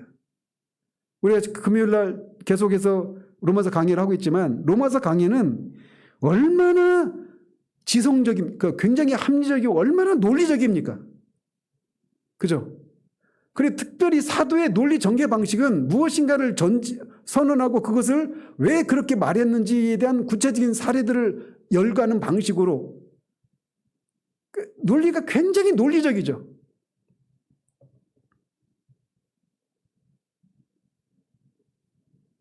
그런 일을 하고 나서 갑자기 성경을 새롭게 보기 시작했다는 겁니다. 갑자기 성경이 사상들과 진리들을 변혁시키는 책으로 자신에게 다가왔다는 겁니다. 그냥 성경이 막 감정을 충족시켜주고 충만함을 주고 막 이런 책이 아니라 생각을, 사상들을, 진리들을 변혁시키는 책으로 자기에게 다가오기 시작했다는 거예요. 우리의 분석력은 훈련을 쌓지 않으면 퇴화되기 마련입니다. 나는 지금까지 이런 작업을 안 해왔는데 지금부터라도 해야 되는 겁니다. 그렇기 때문에 우리는 기독교가 그 전성기에 일깨워 마련한 지적인 생명력을 온 마음을 다하여 회복시킬 필요가 있습니다. 종교개혁의 신학이죠. 역사적인 복음주의로 돌아가야 된다는 얘기입니다. 프랑스의 법학자이자 기독교 문명 비평가인 자크 엘룰이라는 분이 있어요. 근데 그분이 뭐라고 말을 했냐면 프로파겐다는 뭐 선전하는 겁니다. 홍보하고 선전하는 거, 선동하는 거. 그 프로파겐다는 논증을 지지하기 위해서가 아니라 감정적 효력을 보기 위해서 사실들을 이용한다라고 말을 했어요. 프로파겐다는 그런 거잖아요. 어떤 사실들을 가지고 사람들의 마음을 막 자극시키는 겁니다. 요즘도 막 하잖아요. 그 정치권에서 특히 그런 거 얘기하잖아요. 어떤 막 상대방의 잘못을 가지고 이거 침소봉도시켜서 이 사실을 이용해서 막 사람들을 흥분시키고 상대 진영을 막 적대화시키고 막 선동하는 이런 일들 하잖아요. 그러니까 프로파겐다는 그런 일을 하는 거예요. 진리를 그렇게 사람들을 지적으로 이렇게 만족시키고 충족시키기 위해서 하는 것이, 그걸 목적으로 하는 것이 아니라 사람들을 감정적으로 흥분시키고 충동하기 위해서 프로파겐다를 사용하는 거란 말이에요. 그리고 사회 일반과 특수하게는 기독교에서도 선전만 지나치게 많이 있고 순수한 반성이나 성찰은 찾아보기 힘든 지경이 되었습니다. 우리는 지금 이런 경향을 변화시키고 우리의 동시대인들을 이끌고 나갈 기회를 맞이하고 있어요. 우리 스스로 정통적 결론에 이를 수 있다는 가능성, 아니 정통적 결론에 이르러야 할 필연성을 깔아뭉개고 있으면서 어떻게 우리와 동시대를 살아가고 있는 불신자들이 믿고 있는 세상에 절대적인 것은 아무것도 없다는 이 신화를 깨뜨려 버릴 수 있겠느냐라는 겁니다. 그래서 먼저 이런 상대주의적인 이런 세상 한가운데서 우리가 그 견고한 이런 벽을 깨기 위해서는 우리가 먼저 정통으로 무장되어 있어야 되는 거예요. 무엇이 옳은가를 우리가 이것이 필요하고 이것이 있다라고 하는 것을 우리가 먼저 인식하고 알아야 된다는 겁니다. 보통 우리 이웃들이 받아들이고 있는 환상은 한 사람의 확신들이 좀 더 자유로울수록 그 사람의 마음도 훨씬 넓을 것이라고 하는 것입니다. 근데 이게 환상이라는 겁니다. 그리고 만약 우리가 우리 입장과 조금이라도 다른 입장이 있다면 그것을 자유주의적이다 이렇게 이름을 붙인다면 우리는 이런 환상을 그대로 용납하는 것이 된다는 점을 알아야 합니다. 그래서 자신과 견해가 다르면 다 자유주의다 이렇게 말하는 것은 옳은 자세가 아니라는 거예요. 그래서 어떤 사람이 로마 가톨릭 교도들은 다 지옥 간다라고 하는 말에 기꺼이 동의하지 않으면 그 사람은 자유주의자로 몰아가는 것, 혹은 기독교 계통의 책들뿐만 아니라 비기독교인들이 쓴 책들도 두루 섭렵하려고 하면 그 사람도 자유주의적인 경향을 가졌다 이렇게 혐의를 둔다면 그거는 이 세상과 별반 다르지 않다라는 겁니다. 그러나 자유주의적이 되는 것은 열린 마음을 갖는다는 말과 똑같지가 않습니다. 사실 이 점이 바로 지난주부터 살폈던 알람 블룸이나 아들러나 기타의 사람들이 현대 교육을 비평하면서 지적하고 있는 바로 요점입니다. 그래서 이것도 옳고 저것도 옳고 이 마음이 그래서 자유적이 되는 것이 열린 마음을 갖는 것이다 이렇게 말할 수가 없다라는 거예요. 오히려 이런 현실들이 교육을 망쳤다라고 말하고 있는 겁니다. 그래서 무엇이 옳고 그른지에 대해서 분명하게 가르치는 것이 있어야 된다는 거죠. 교육 현장에서. 그리스도인들은 성경을 가지고 있습니다. 그리고 그 성경은 영들을 분별하기 위해서 시험해 보라고 권하고 있는 책입니다. 요한 1서에서 말하고 있죠. 그러니까 어떤 영이 진짜인지 아닌지를 성경을 가지고 분별하고 시험하라고 얘기하고 있는 거예요. 어떤 사람이 기도 열심히 하고 어떤 영적인 체험을 하면 그 사람이 영적이다 이렇게 말할 수 없다라는 겁니다. 그게 진짜 정말 거룩한 영인지 아닌지 점검해라는 거예요. 하나님은 이사야서 1장 18절에서 오라 우리가 함께 변론하자라고 말씀하십니다. 이 변론하자는 얘기가 뭐냐면 함께 논쟁해보자 이런 말이에요. 하나님이 인간 나부랭이를 향해서 이렇게 초청하고 있는 겁니다. 내가 믿으라고 했으면 믿어 이렇게 하시지 않고 초대교회 그리스도인들을 쫓아 특히 베레아 사람들이 그랬죠. 사도들의 가르침이 과연 참인지 아닌지를 알아보기 위해서 성경을 가지고 상고했다고 그랬죠. 그리고 그거에 대해서 성경은 그들이 신사적이다 이렇게 평가하고 있어요. 그 태도를 옹호하고 있는 겁니다. 이런 면에서 아까도 정시 때 말했지만 한국교회 성도들이 다 주일 설교를 듣고 나서 챗 GPT를 꺼내고 오늘 우리 목사님이 하신 설교가 이 본문인데 이런 예고를 했는데 이게 성경적으로 맞는지 차라리 점검을 했으면 좋겠어요. 그렇게 하면 참 많이 어려움이 있겠죠. 근데 자조적인 마음에서 얘기하는 겁니다. 그렇게 하면 그나마 어떤 그 표준이 좀 올라갈 거예요. 그리고 그들의 신앙은, 그런 태도는 이성적이고 합리적인 신앙이었습니다. 교묘하게 복음주의자들은 역사적 기독교는 지적 전투에서 패배했고 현대주의는 고대 성경 기록들을 휴지로 만들어 버렸다는 신화를 받아들였습니다. 이게 무슨 말이냐면 고등비평이라고 하는 얘기 들어보셨죠? 인간의 이성으로 성경을 다른 책들과 같이 그렇게 재단하고 평가하는 겁니다. 그래서 그 고등비평에 의해서 역사적인 기독교는 지적인 전투에서 패배했다라는 거예요. 그 성경이 이제 인간의 책과 같이 오류가 있는 그런 책이다. 비신화하고 막 이런 작업들을 한 거죠. 근데 그래서 그들이 이겼고 우리가 역사적인 기독교는 졌다. 이런 생각을 갖고 있다라는 것이죠. 신대원에서도요, 신학교에서도 그 장신은 이미 고등비평을 다 받아들였습니다. 근데 합신은 또 고신 이런 데는 아직은 안 받아들이고 있어요. 그러다 보니까 그런 신화를 받아들이고 마니까 우리는 이성은 포기하고 뭐에 호소하기 시작했을까요? 아까 프로파간다라고 했죠. 선전에 호소하기 시작한 겁니다. 그러나 사실은 그것은 신화예요. 그렇지가 않다라는 겁니다.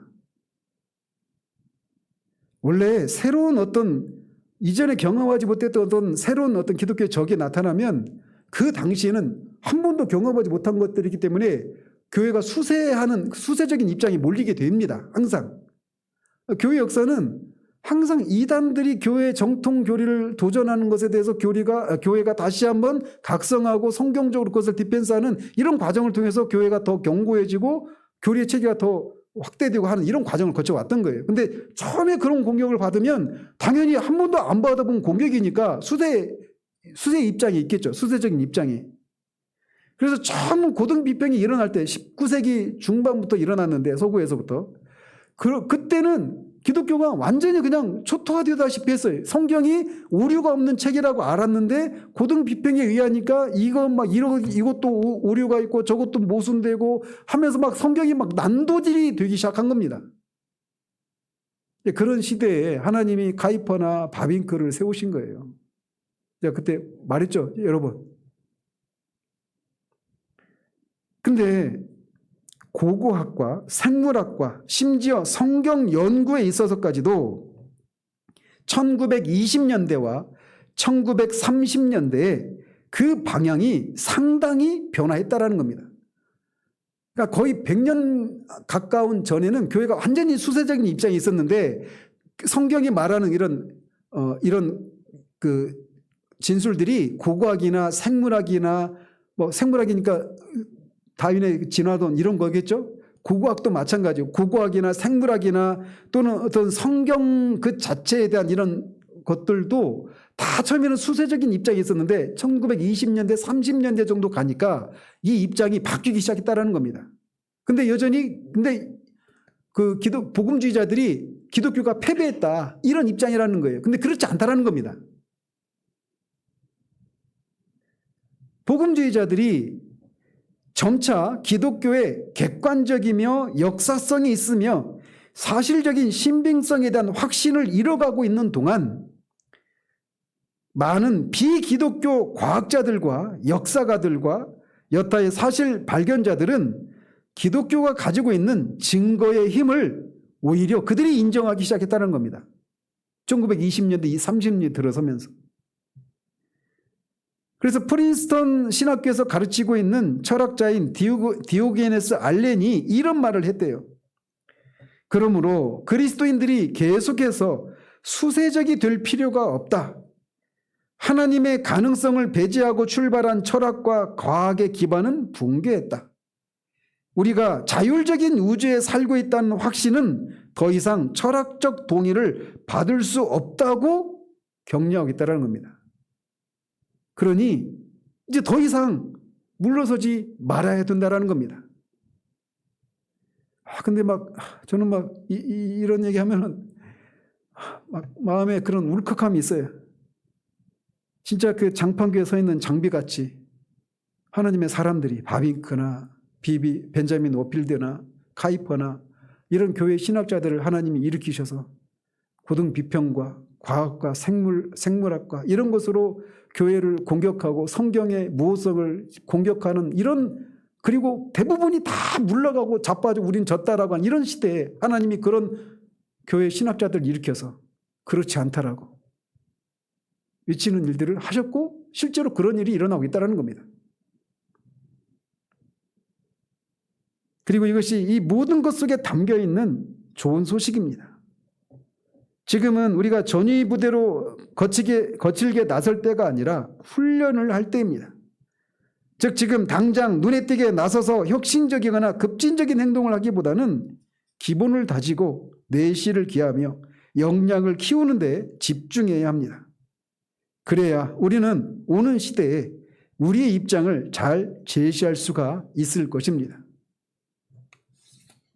그래서 우리는 이 성경 해석에 대해서도 성경에 대한 지식에 있어서도 굉장히 상대화된 이런 그런 입장이 있는데 이제는 우리가 그렇게 해서는 안 되고 다시 역사적인 그런 복음주의로 재무장하고 그런 세상의 거대한 그런 공격에 대해서 또 교회 안에 있는 패배적인 이런 생각에 맞서서 기독교는 감정이나 의지만이 아니라 지성과 감정과 의지와 열정과 몸, 우리 모든 총체적인 인격을 요구하는 그런 총체적인 것이라고 하는 것을 우리가 변증하고 드러내는 그런 일을 나서야 된다라는 것입니다.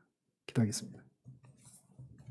하나님 아버지, 이 상대주의적인 이런 사상이 성경 해석과 또 성경의 지식에 있어서 어떻게 영향을 미쳤는지, 그리고 그런 상대주의화된 이런 생각들이 이제 예수만 사랑합시다, 신학은 그것에 방해가 될 뿐입니다 라고 말하면서 기독교에 있어서 하나님을 섬기고 예배하는 데 있어서 지성적인 측면은 이제 무시되고 그것이 빠진 감정과 열심, 종교적인 체험, 주권적인 체험, 온통 이런 것에만 열심을 내고 그런 것들에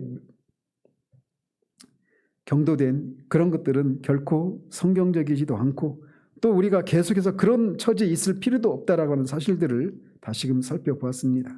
하나님, 우리의 눈을 열어주셔서 우리가 살고 있는 이 시대 교회가 어떤 도전 앞에 서 있는지를 알게 하시고, 우리가 비록 유명한 사람도 아니고 뛰어난 사람들도 아니지만 하나님 우리에게 맡겨주신 분량에 맞게 우리가 믿는 바 하나님은 어떤 분이시고 예수님은 어떤 분이시고 구원은 어떻고, 이렇게 우리의 기독교 지성을 통해서 기독교의 진리를 변증하고 증거하고 수호하는데 열심을 내고, 그래서 정말 우리의 후세들에게 우리가 무엇을 믿는지에 대한 내용들을 분명히 전달해 줄 수 있는 그런 우리들 될 수 있도록 우리를 붙들어 주시기를 원합니다. 예수 그리스도 이름으로 기도합니다.